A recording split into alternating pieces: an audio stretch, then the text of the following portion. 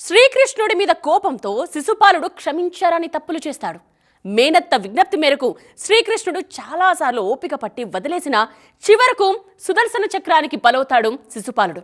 అయితే శిశుపాలుడు మధురపై దాడి చేసిన సమయంలో విలువైన వజ్రాభరణాలను అపహరించి ఒక కోటలో దాచాడన్న ప్రచారం ఉంది. ఛత్తీస్గఢ్లో ఉన్న ఆ పర్వతం తాలూకు రహస్యమే ఇవాల్టి దృశ్యం. విస్తుగొలిపే శిశుపాలుడి రత్న పర్వతం.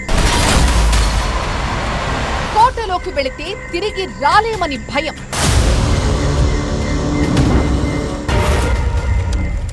ఆ పర్వతం నుండి ఒక్కసారి దివ్యమైన వెలుగు కనిపిస్తుందన్న ప్రచారం ఉంది. కోటలో దాచిన విలువైన వజ్రాలే కాంతి రూపంలో కనిపిస్తాయంటారు స్థానిక గ్రామస్తులు. ఇప్పటి వరకు అక్కడికి వెళ్లే సాహసం ఎవ్వరూ చేయలేదు.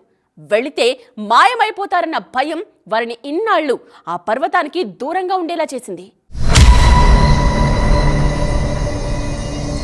ఛత్తీస్గఢ్లోని ఒక పర్వతం ఇది.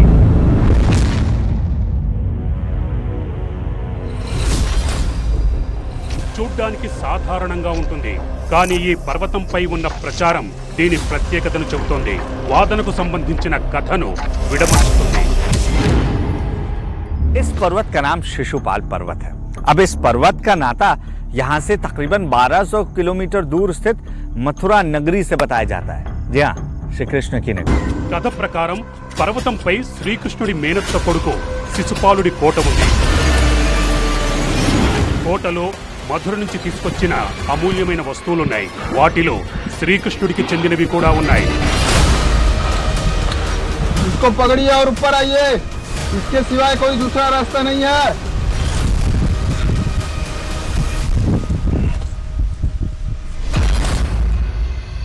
కోట ధ్వంసమైంది, వాటి అవశేషాలు మాత్రమే మిగిలాయి. ప్రచారం ప్రకారం మధురకు చెందిన అమూల్యమైన వస్తువులు ఇప్పటికీ ఈ అవశేషాల్లో శిథిలమై ఉన్నాయంటారు. దాని ప్రకాశవంతమైన వెలుగు నేటికీ కనిపిస్తుందంటారు. शिशुपाल 18वीं बार मथुरा में हमला किया था, तब वहाँ का जो बहुमूल्य सामान है, हीरा मोती जो भी है, वो लाकर हमारे ये शिशुपाल पर में छुपा दिया था।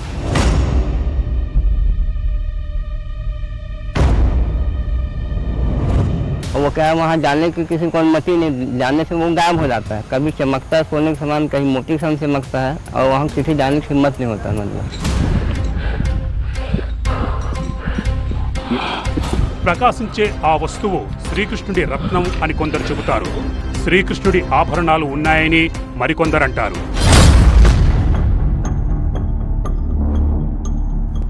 यहाँ अंदर कुछ चमकता है, कुछ तो चमक रहा है, कुछ चमकता हुआ समझ नहीं आ रहा है क्या है। मुझे गोप्रो देना, क्या है? मुझे गोप्रो पकड़ाओ, मुझे गोप्रो पकड़ाओ। ये कुछ तो चमक रहा है ना, कुछ दिख रहा है। ये गोप्रो पर भी कोई चीज चमकती हुई कैद हो रही है। यहाँ तक लाइट आ रही है और गोप्रो में भी मुझे साफ साफ दिख रहा है कि अंदर कोई चीज है जो चमक रही है। एक बार हाथ डालकर देखता हूँ कि क्या मेरे हाथ पर वो चीज आती है या नहीं आती है। ये हाथ पे आ गई, मेरे हाथ में कोई चीज आ गई है। रुको रुको, मैं एक सेकंड बाहर निकालता हूँ।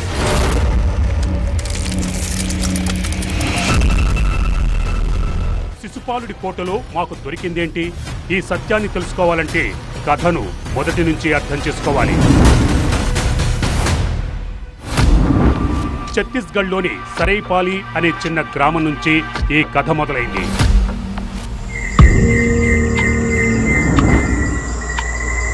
ఈ గ్రామానికి చెందిన ఓ వ్యక్తి మాకు ఫోన్ చేశాడు. అతను దృశ్యం ప్రోగ్రామును టీవీలో చూశాడు. ఆ క్షణమే ఫోన్ చేసి పర్వతం కథను చెప్పాడు. ప్రచారం ఆసక్తికరంగా అనిపించింది. వెంటనే వచ్చేశాం. ఎత్తైన ఆ పర్వత శిఖరంపై శిథిలావస్థలో ఒక రాజభవనం ఉందన్నాడు. అక్కడి ఓ గుహ నుంచి ఒక మెరుపు లాంటిది వెలువడుతుందన్నాడు. మమ్మల్ని పిలిచిన వ్యక్తి కొన్ని సంవత్సరాల క్రితం తన తాతతో కలిసి ఆ గుహకు వెళ్ళినట్టు చెప్పాడు. అయితే భయం కారణంగా మధ్యలోనే తిరిగొచ్చాడు. गुफा में क्या है हमको क्या मालूम कि हमारे दादा परदादा लोग जो थे हम लोग गए थे। कब गए थे? अरे कम से कम 10-12 साल के बाद हम जब था ऐसा इतना बड़ा था, तो उस टाइम हमारा दादाजी के साथ में हम लोग गए थे। कि अंदर बोले घुसे चलो जाओ दिखाओ, बोले तो उन लोग बोले कि नहीं अंदर नहीं जा पाएंगे, अंदर ऐसा है तैसा है, दरवाज़ा है, जो जाते हैं उन लोग वापस नहीं आते हैं, गुम जाते हैं बोलकर बोले तो हम लोग नहीं गए। ఆ మెరుపును మరికొందరు గ్రామస్తులు కూడా చూశారు. కానీ భయం కారణంగా ఎవ్వరూ తెలుసుకోవడానికి ప్రయత్నించలేదు. ఊహాగానాల ప్రచారమే కొనసాగాయి. మేము ఆ రాజభవనం అవశేషాల గురించి తెలుసుకునే యత్నం చేశాం. అది ఎవరిది, ఎప్పటి నుంచి ఉంది, చరిత్ర ఏం చెబుతోంది? సుదీర్ఘ అధ్యయనం తర్వాత ఆశ్చర్యకరమైన సమాచారం లభించింది. చాలా మంది ఈ కోటను గిరిజన వైనారాజా స్థలంగా పిలుస్తున్నారు. బ్రిటిష్ వాళ్ళు దీన్ని స్వాధీనం చేసుకోవడంతో రాజు రాణి జలపాతంలోకి దూకి ఆత్మహత్య చేసుకోవడంతో దీని కథ ముగుస్తుంది. ఈ విషయం చాలా తక్కువ మందికి తెలుసు. ఆ రాజభవనం మహాభారత కాలంలో శిశుపాలుడి కోటగా ఉండేదని కొందరు చెబుతుంటారు. ఆ శిశుపాలుడినే శ్రీకృష్ణుడు సుదర్శన చక్రంతో సంహరిస్తాడు.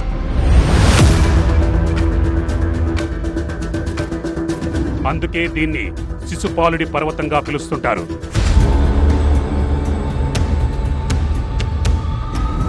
మా తదుపరి లక్ష్యం కష్టతరమైన ఈ పర్వతంపైకి చేరుకోవడం. ఆ కోట అవశేషాల దగ్గరికి చేరుకోవాలి.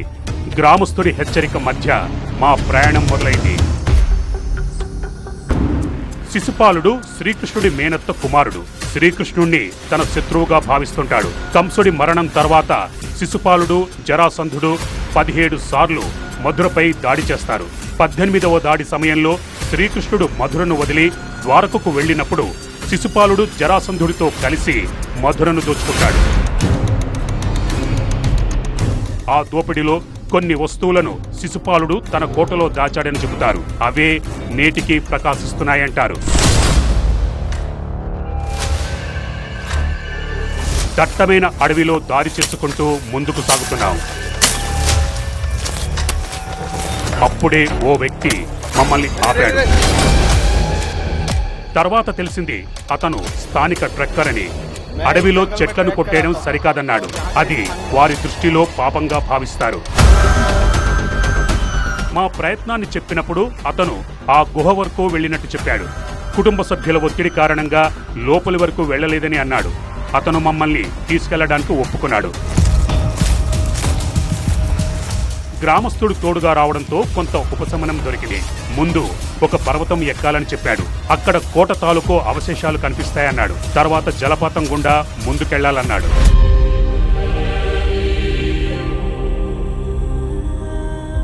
మా ముందు కోట ప్రాకారంలో ఒక భాగం ఉంది. లోపలికి వెళ్లి చూసినప్పుడు అవశేషాలు కనిపించాయి.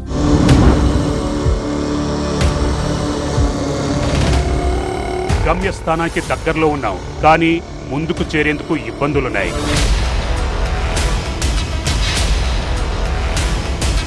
ఈ పర్వతం పైకి ఎక్కి వెళ్లాల్సి ఉంటుంది. అందుకు ఈ ట్రెక్కర్ మాకు సహాయం చేశాడు.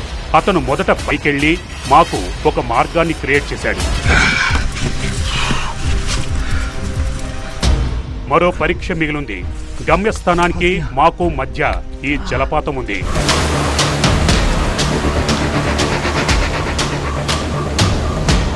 ఆ గుహకు చేరుకోవడానికి ఈ తారగుండానే కిందకు దిగాలి. శిశుపాలుని కోటకు వెళ్లాలంటే అంత ఆషామాషి కాదు. దట్టమైన అభయారణ్యంలో జలపాతాలను దాటుకుని ముందుకు సాగడం అంటే చావుకు ఎదురు వెళ్లడమే అవుతుంది. అయినా అవేమీ పట్టించుకోకుండా ముందుకు వెళ్లిన మేము ఆ పర్వత రహస్యాన్ని గుప్పిట పట్టి తీసుకొచ్చాం. ఆ వెలుగు వెనుక ఉన్న అస్సలు నిజాన్ని మీ ముందుంచాం. విస్తుగొలిపే శిశుపాలుడి రత్న పర్వతం. కోటలోకి వెళితే తిరిగి రాలేమని భయం.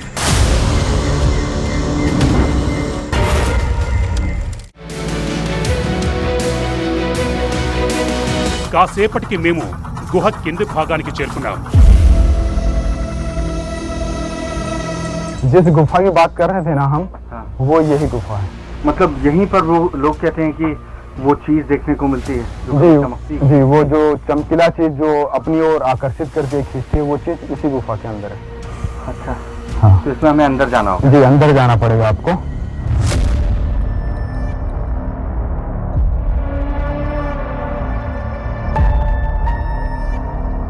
ఆలస్యం చేయకుండా లోపలికి వెళ్ళాలి. గుహలోకి వచ్చేందుకు ట్రెక్కర్ నిరాకరించాడు. ఒంటరిగానే లోపలికి వెళ్లాల్సి ఉంటుంది. और ये आपको टॉर्च दे रहा हूँ मैं, अंदर जाइएगा आप, क्योंकि बाहर रहेंगे? जी मैं अंदर नहीं जा सकता, बाहर ही रहूंगा। మేము నిర్భయంగా లోపలికి వెళ్ళిపోయాం. లోపలంతా చీకటిమయం. టార్చ్ వెలుగులో ఏం కనిపించడం లేదు.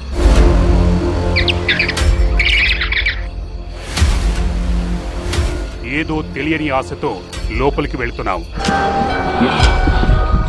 అప్పుడే పెద్ద రాళ్ల మధ్య నుంచి ఏదో మెరుస్తూ కనిపించింది.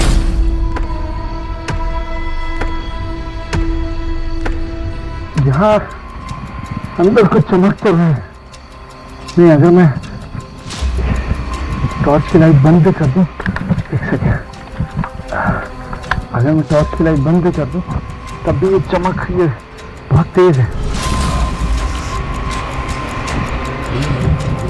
कुछ तो चमक रहा है, कुछ चमकता हुआ, समझ नहीं आ रहा ये क्या है।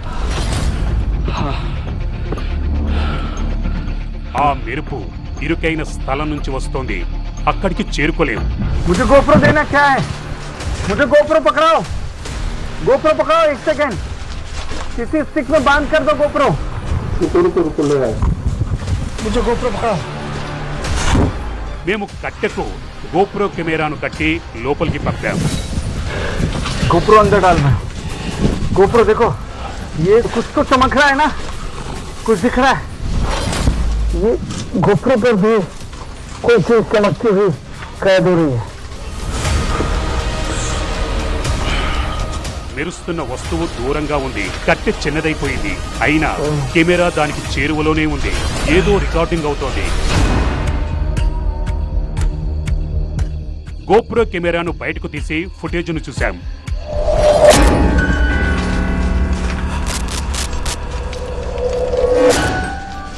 ఏదో ఉంది అక్కడ, మెరుస్తున్నట్టుగా, తెల్లగా, రత్నం మాదిరిగా. కానీ అదేంటో అర్థం కావడం లేదు. ये हाथ पे आ गई, मेरे हाथ में कोई चीज आ गई है। ये मेरे हाथ में देखो, अच्छा ये निकला है, यही वो चीज है जो अंदर चमक रही थी, देख रहा है? అప్పుడే ఏదో చేతికి దొరికింది. ఇది పారదర్శక రాయి, స్ఫటికం మాదిరిగా ఉంది. కానీ ఇది మెరవడం లేదు. లోపల ఉన్నప్పుడు మెరుస్తూ కనిపించింది. ఇక్కడ చీకటిగానే ఉంది.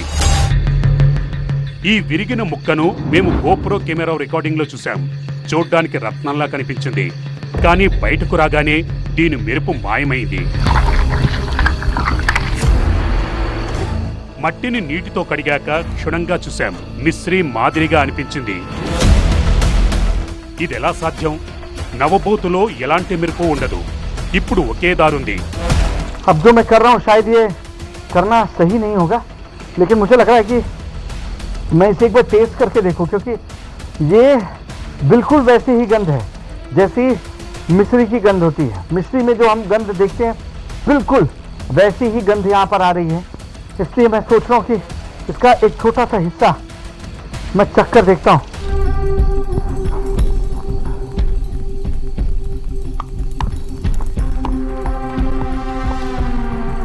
ये शक्कर सा मीठा ही है। ముందు సందేహం అనిపించింది. తర్వాత నిర్ధారణ అయింది. ఇది తీయటి మిశ్రీనే. ये मिश्री की तरह मीठी है।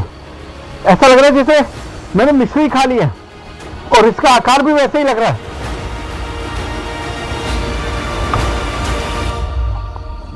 ఇది మిశ్రీ అయితే లోపల ఎలా మెరుస్తోంది?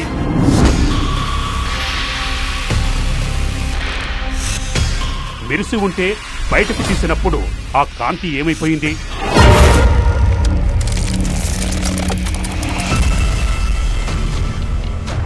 గుహ నుంచి బయటకొచ్చి దాన్ని గ్రామస్తుడికి చూపించాం. बिल्कुल, हाँ काफी देर लगा दी है, लेकिन हाँ, लेकिन हमें अंदर जो चीज मिली है वो देखिए, ये बिल्कुल ऐसा लग रहा था जैसे कोई क्रिस्टल है, लेकिन ये यही चीज चमक रही थी।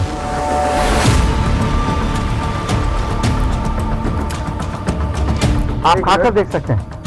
क्या मैं टेस्ट कर सकता हूँ? बिल्कुल बिल्कुल बिल्कुल। అతను కూడా దాని రుచి చూశాడు. ఆశ్చర్యకరమైన ఓ విషయం చెప్పాడు. जी आपने बिल्कुल सही कहा, ये किसी मीठे मिश्री जैसे ही लग रहा है। ऐसे मानिए कि आप मानो श्री कृष्ण के प्रसाद मिल गए आपको। बिल्कुल, लेकिन क्या ये चमक सकता है? मैं ये नहीं समझ पा रहा, क्योंकि हमने जब से इसे निकाला है तब से अंदर बिल्कुल चमक भी बंद हो गई है। जहाँ ये चमक रहा था वहाँ पे भी बिल्कुल अंधेरा हो गया। यही तो श्री कृष्ण की लीलाएं हैं सर। కానీ గుహ రహస్యంతో దీనికి ఉన్న సంబంధం ఏంటి? మనకు గుహలో మెరుస్తూ కనిపించింది. ఆ మెరిసేదాన్ని బయటకు తీస్తే మిశ్రీ అని తేలింది. కానీ మిశ్రీ అనేది స్వీట్ పదార్థం. దీన్ని చెరకు రసం నుండి తయారు చేస్తారు. అది ఇక్కడ ఈ గుహలోకి ఎలా వచ్చింది? ఇది ప్రకృతి అద్భుతమా లేదంటే శిలాశాస్త్రం అధ్యాయమా? రాళ్లకు సంబంధించిన శాస్త్రాన్ని ఇంకా మనుషులు అర్థం చేసుకోలేదు. ఏది ఏమైనా స్థానికులు మాత్రం దీన్ని కృష్ణలీలగా చూస్తున్నారు. లోపల మెరిసే వస్తువు శ్రీకృష్ణుడికి చెందినదిగా విశ్వసిస్తున్నారు. అందుకే ఎవరైనా దాని దగ్గరకు వెళితే ఆ మెరుపు మాయమైపోతుంది.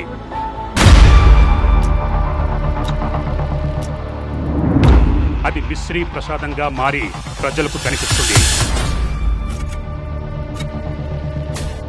శ్రీకృష్ణుడికి సంబంధించి మరో ఆధారాన్ని చూపించారు. దీని కథ మహాభారతంలో సభా పర్వంలోని 38వ అధ్యాయం నుంచి ప్రారంభమవుతుంది.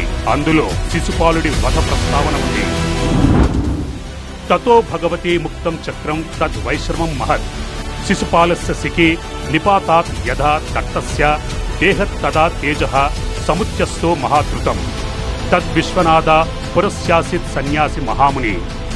శ్రీకృష్ణుడు తన సుదర్శన చక్రాన్ని ప్రయోగిస్తాడు. అది శిశుపాలుని శిరస్సుని ఖండిస్తుంది. అతని శరీరం నుంచి ఒక శక్తి ఉద్భవిస్తుంది. అప్పుడా ఆత్మ శ్రీకృష్ణుడిలో కలిసిపోతుంది.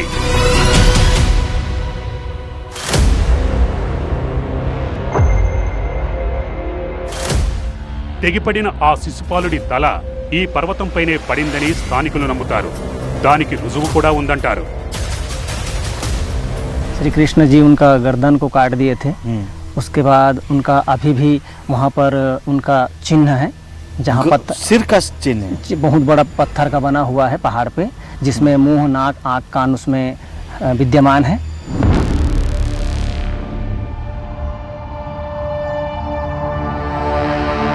గ్రామస్తులు దీని గురించే చెబుతున్నారు. విశాలమైన శిశుపాలుడి పర్వతంలో ఉన్న ఒక భాగం ఇది. దీని ఆకృతి మానవ ముఖం ఆకారంలో ఉంది.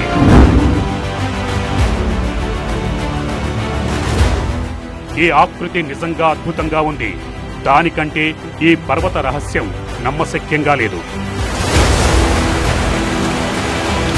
సాధారణ ప్రజలు ఈ జలపాతం వరకే వెళతారు. కానీ నిజమైన దృశ్యం ఈ జలపాతం కంటే పైన దట్టమైన అడవుల్లో ఉందని ఎవ్వరికీ తెలియదు.